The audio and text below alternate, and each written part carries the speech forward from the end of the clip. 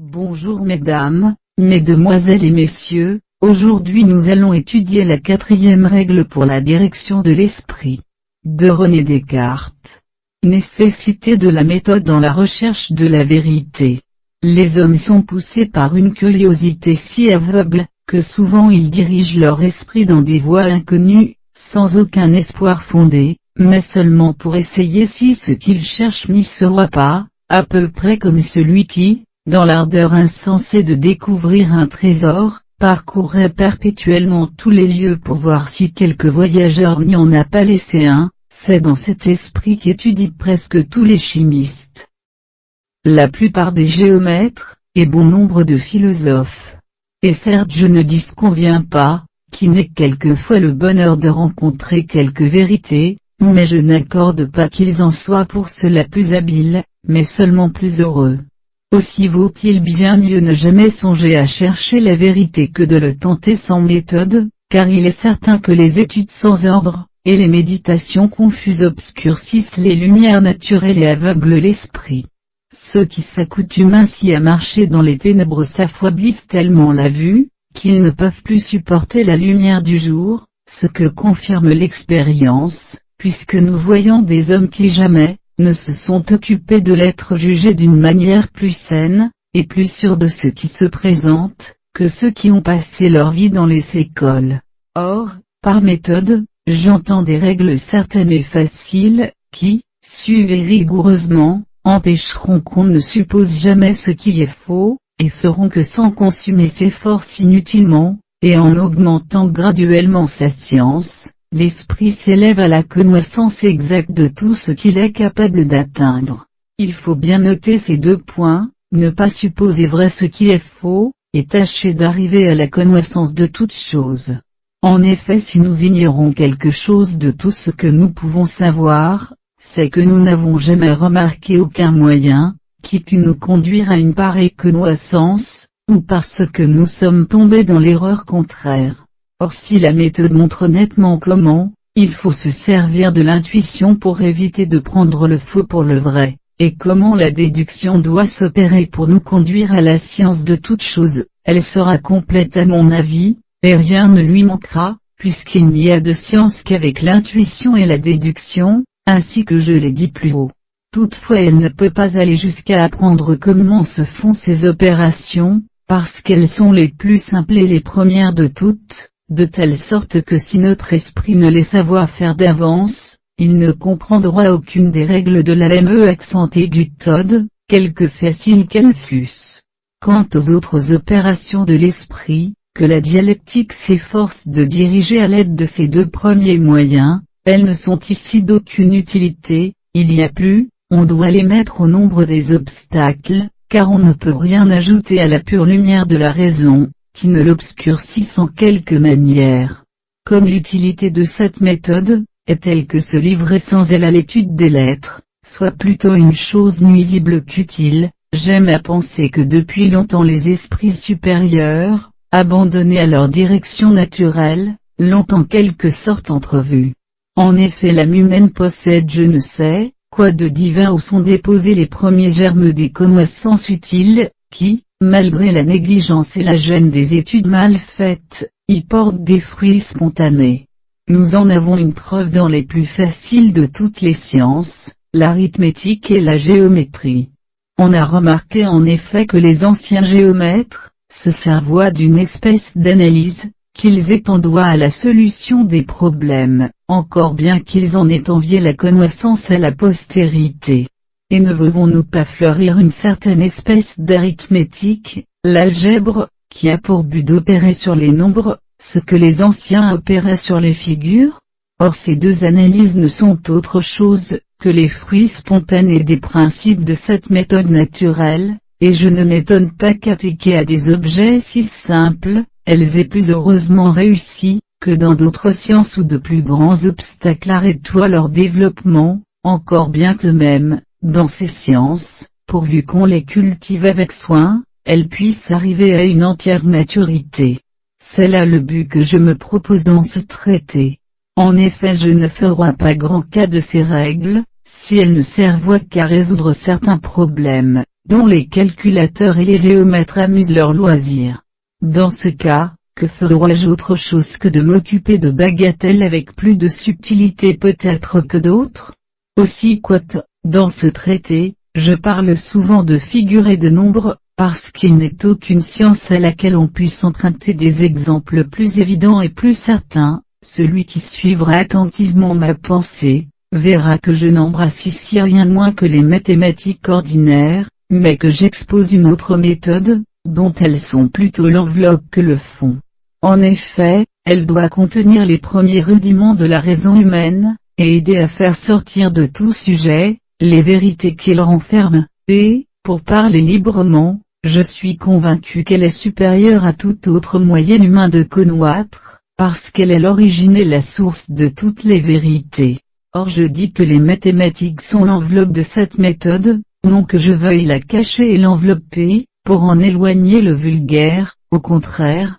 je veux la vêtir et l'orner, de manière qu'elle soit plus à la portée de l'esprit. Quand j'ai commencé à m'adonner aux mathématiques, j'ai lu la plupart des ouvrages de ceux qui les ont cultivés, et j'ai étudié de préférence, l'arithmétique et la géométrie, parce qu'elles étoient, disait-on, les plus simples, et comme la clé de toutes les autres sciences, mais je ne rencontre dans l'une ni l'autre, un auteur qui me satisfie complètement. J'y vois diverses propositions sur les nombres dont, calcul fait, je reconnais soit la vérité. Quant aux figures, on me nettoie, pour ainsi dire, beaucoup de vérité sous les yeux, et on en conclut quelques autres par analogie, mais on ne me paraît pas dire assez clairement à l'esprit pourquoi les choses étoient comme on les montre, et par quels moyens on parvenoit à leur découverte. Aussi, je ne m'étonne plus de ce que des hommes habiles et savants abandonnassent ces sciences, après les avoir à peine effleurées, comme des connaissances puériles et vaines, ou, d'autre part, tremblassent de s'y livrer, comme à des études difficiles et embarrassées. En effet, il n'y a rien de plus vite que de s'occuper de nombres et de figures imaginaires, comme si on voulait s'arrêter à la connaissance de pareilles bagatelles, et de s'appliquer à ces démonstrations superficielles, que le hasard découvre plus souvent que l'art, de s'y appliquer, dis-je, avec tant de soin, qu'on désapprouve, en quelque sorte, de se servir de sa raison, sans compter qu'il n'y a rien de plus difficile que de dégager, par cette méthode, les difficultés nouvelles qui se pressentent pour la première fois, de la confusion des nombres qui les enveloppent.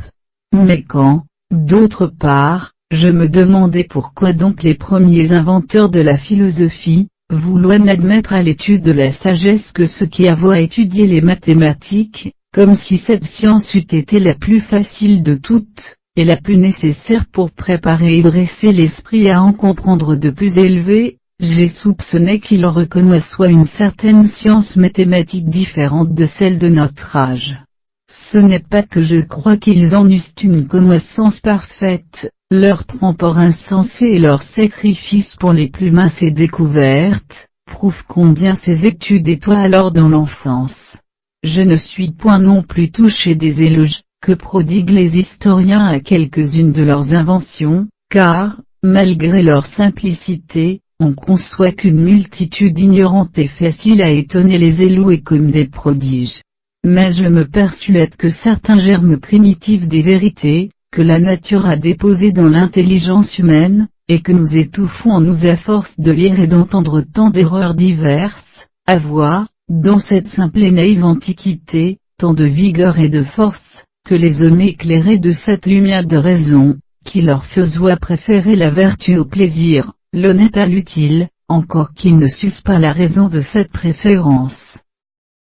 C'est toi fait des idées vraies et de la philosophie et des mathématiques, quoiqu'ils ne puissent pas encore pousser ces sciences jusqu'à la perfection. Or, je crois rencontrer quelques traces de ces mathématiques véritables dans Papu et Diophante, qui, sans être de la plus haute antiquité, vivoient cependant bien des siècles avant nous. Mais je crois volontiers que les écrivains eux-mêmes en ont, par une ruse coupable, supprimé la connaissance, semblable à quelques artisans qui cachent leurs secrets. Ils ont craint peut-être que la facilité et la simplicité de leur méthode, en les popularisant, n'en diminuent à l'importance, et ils ont mieux aimé se faire admirer en nous laissant, comme produit de leur art, quelques vérités stériles subtilement déduites,